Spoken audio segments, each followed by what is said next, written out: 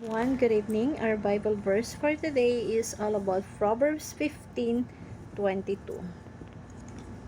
So, um, mas maganda na kapag gumagawa tayong desisyon sa buhay natin, merong guidance ng ating Panginoon. Kasi po, pag tama yung desisyon na ginagawa natin sa buhay natin, nagtatanim tayo ng tamang desisyon ngayon, aanihin natin yung tamang pamumuhay later. Aani tayo ng mga biyaya dahil sa mga decisions na tinanim natin na tama. So, pag-aaralan natin is yung Proverbs 15:22. At ang sabi dito, and yung Book of Proverbs is a collections of wisdom na makakatulong talaga practical sa ating buhay. And ang sabi dito, plans fail for the lack of counsel, but with many advisors, they will succeed. Mabibigo ka kapag hindi ka humihingi ng payo tungkol sa iyong pinaplano. Pero pag marami kang tagapayo, magtatagumpay ang mga plano mo. Imagine mo like yung isang presidente or isang prime minister na walang mga advisors in terms of making decisions or economy or safety and security ng bansa. Walang nag-a-advise patungkol sa energy, walang nag-a-advise patungkol sa legal counsel. Kumbaga walang legal counsel. Pag yung presidente walang ganon, galing lang sa isip niya, yun ay patungo sa pagbagsak ng bansa. Why? Kasi isang presidente na maraming advisors, hindi nakikinig, walang pinapakinggan kundi ang kanyang sarili lang, yun yung simulang pagbagsak ng kaharian ng or isang organization. So, the first teaching for this verse, pride is the perfect recipe for failure. Kung gusto mong mabigo, maging mayabang ka. Huwag ka makinig kahit kanino. Ikaw yung palaging tama. That is the perfect recipe for failure. Kung ang buhay ay isang lutuin, isang dish or isang recipe, ang feeling mo, ang ganda-ganda ng buhay mo, sarap-sarap ng buhay mo, haluan mo ng recipe of pride. Haluan mo ng ingredient na pride. You will ruin your life. You will destroy your life. So, example, nagluto ka. Tapos, yung sa isang lutuan, kumbaga parang niluto mo lahat. Excited ka kasi ang yabang-yabang mo magluto, di ba? Confident ka na masarap ka magluto. Ngayon, may isang nagsasabi sa inyo, huwag mo nang lutuin sa isang ganito. Luto mo sa isang stainless. Kasi,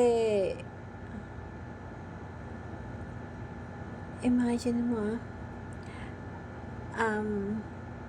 kapag ka hindi tama yung desisyon at yung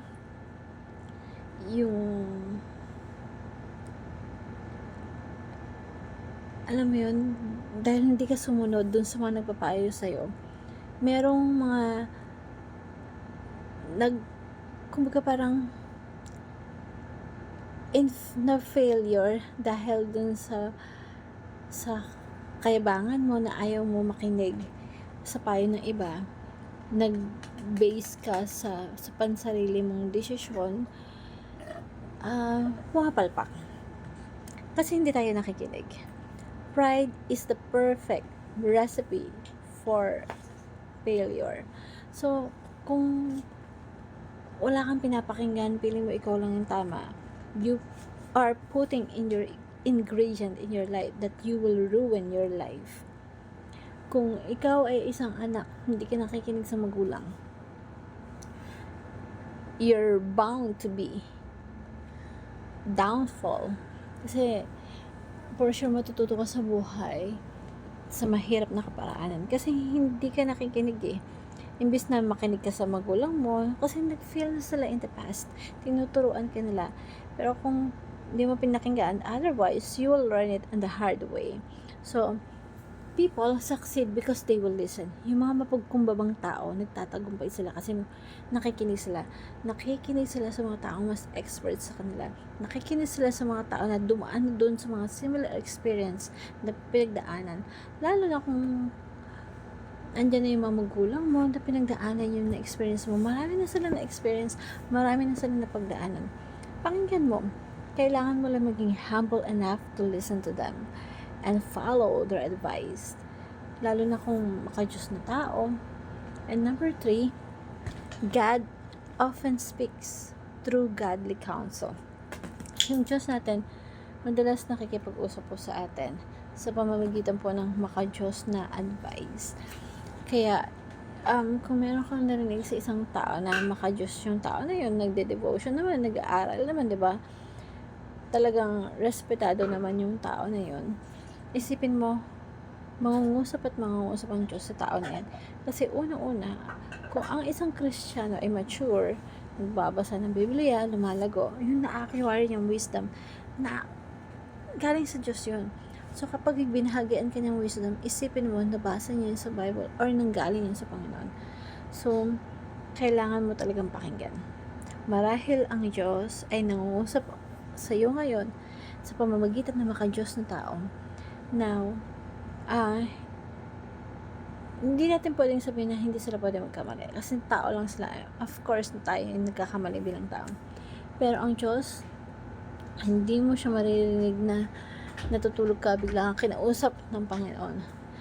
So, ang Diyos, nakikipag-usap sa pamamagitan ng Biblia, ng Santong Espiritu, ng wisdom. So, alam natin nanggaling sa Panginoon kasi may wisdom talaga na mababasa natin sa Bible, nangungusap ang Diyos sa atin, nire-remind tayo. And at the same time, pag in-apply mo ito talaga sa buhay mo, alam mo yun, yung lalo ng mga godly people, God often speak to godly counsel. Ano yung maka-Diyos na advice? Number 1, biblical grounded. Kung ikaw ay meron ka issue sa buhay, may pinagdadaanan ka, kailangan mo ng advice ng mga tao sa paligid mo. Tignan mo, biblically grounded ba yan? Galing ba sa Bible yan? Spirit-led ba yung tao na yun? Yung ba yung tao na yun na kapag nagsasalita, mararamdaman nun, nililid siya ng Santong Espiritu? Or, tama ba yung advice niya sa'yo? Example, may issue ka sa relationship, sa finances, sa negosyo, meron kang minamahal na tao na hindi mo dapat mahalin. So, yung hindi maka-Diyos na pagmamahal, kailangan pag nakita mo, spirit-led ba yung tao na yon? Yung advice ba ng tao na yun is God glorifying, tipong malulugod yung Diyos na kapag ginawa mo yung advice niya sa'yo, happy sa Lord, hindi lang yung pansariling kapakanan, dapat biblically grounded. Kapag hindi mo pa rin sinunod yung mga tao na godly people, so kung gusto mo maging magulo yung buhay mo, huwag ka makinig. Lalo na kapag sinasabi ng tao, galing sa Bible, spirit-led naman yung tao na yun, na kapag ginawa mo yung advice nila, mag-glorify si Lord, at magiging successful ka. So, pride yun pag hindi mo ginawa. So, humble people succeed because they will listen.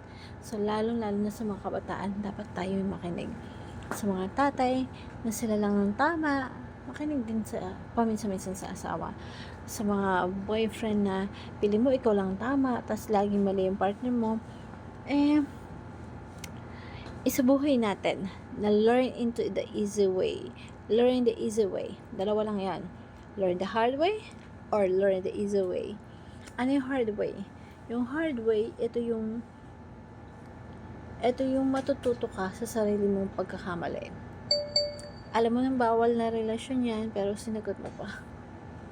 Alam mo na yung tao na yan, pogi lang, pero hindi maka-Diyos, sinagot mo pa din. Against your parents or against so brother and sisters in the Lord, pero sinagot mo pa rin, or against dun sa rules ng godly love, pero sinagot mo rin. Alam mo yun, napugian ka lang, na in love ka lang, pero nananaig sa yung pagka-inlababo mo, kaysa dun sa advice ng mga kasama mo sa church. So, learn. So, matututo ka. So, mamimili ka, learn in the hard way or learn in the easy way. So, yung learning in the hard way is yung ma-experience mo. Kailangan mo pang ma-experience para matuto ka. Ito yung learn in the easy way. Matututo ka na sa pagkakamali ng iba. Kaya sa ikaw pa yung magkamali, ikaw pa yung masasaktan, why not matuto ka sa mga nagkamali na? At nagbibigay sa yung advice, yung mga taong punong-puno ng wisdom na alam mo at alam nila na alam mo na sila, alam mo na experience na nila yun. Lalo na yung mga matatanda na alam na nila yan na-experience na nila yan. Dumaan na sila sa ganyan, sa pagkabata, sa pag-asawa, diba? So, marami na silang karanasan. Marami na rin silang maling ginawa na pwede mo na sanang hindi ulitin pa. And that is the learning in the easy way. Yung tama naman yung advice sa'yo, spirit-led naman ng tao, God glorifying, sunti mo na lang. That is the learning easy way. Kaysa magkamali ka pa at pagdusahan mo pa yung sarili mong pagkakamali. And that is the learning of in the hard way. So, admit the blind spot. I-admit natin na marami tayong blind spot. Ako marami po akong blind spot. Yung tipong nakikita mo na to, nakikita mo yung gilid to, pero mayroong blind spot yon na hindi mo nakikita yung mga parting mga bagay sa kabilang. So, tayo may mga blind spot tayo. Kaya napakahalaga na sinabi sa Proverbs, but with many advisors, many succeed. Kung marami kang advisor, maraming tao sa paligid mo na nagbibigay sa iyong advice, marami ka rin nakikita na hindi mo nakikita. So, that is the blind spot. Hindi mo nakikita pero nakikita nila. Kapag in-explain nila sa'yo, makikita mo rin kung ano yung point nila. So, there is a multiple perspective. Pero kailangan natin admit na may mga bagay tayong hindi nakikita. Kapag pili mo, nakikita mo na lahat. Kaya ba ngayon? And again, it's a pride. And it's the perfect recipe for failure. So, kung gusto mo matagumpay, tingnan mo rin kung ano yung nakikita ng iba na hindi mo nakikita. And number 3, surround yourself with godly people. Hayaan mong mapaligiran ka ng sarili mo, ng sarili natin, ng makamaka-Diyos na tao. Kasi, paano ka magiging successful sa buhay? Kung ang pinapaligid mo sa sarili mo ay mga taong sa sarili mo na hinahayaan ka ma-impluwensyahan, ay mga taong bigo, or mga taong mga walang pangarap, or mga taong mahilig manakit. Paano ka magkakaroon ng pangarap kung pinapa-impluwensyahan mo yung sarili mo ng mga taong walang pangarap? Paano ka magkakaroon ng successful na buhay kung ipinapaligid mo sa sarili mo is yung mga taong hinahayaan mo ma-impluwensyahan ka na magulo ang buhay? So, yung mga Diyos na tao, yung mga godly people, yung mga kapwa natin mananampalataya, so, wag tayong lumayo, yun yung makakatulong sa atin, kaya wag tayong lumayo sa church natin. Laging sa mga house churches, maka-attend ka, kasi importante yun eh. Pag lumayo ka sa mga tao na yun, mababurn out ka. Saan ka pa kukuha ng mga godly advice? Wala na, diba? So, plans fail for lack of counsel, but with many advisor will be succeed. Kung gusto mo maging matagumpay, paligiran mo yung sarili mo ng mga matagumpay na tao. Kung gusto mo maging wise, paligiran mo yung sarili mo ng mga taong punong-puno ng wisdom. At hingin mo yung mga advice nila. So, learn the easy way, admit our blind spot, surround ourselves with godly people. And thank you. Hope you learned a lot from this verse. Thank you everyone, and God bless.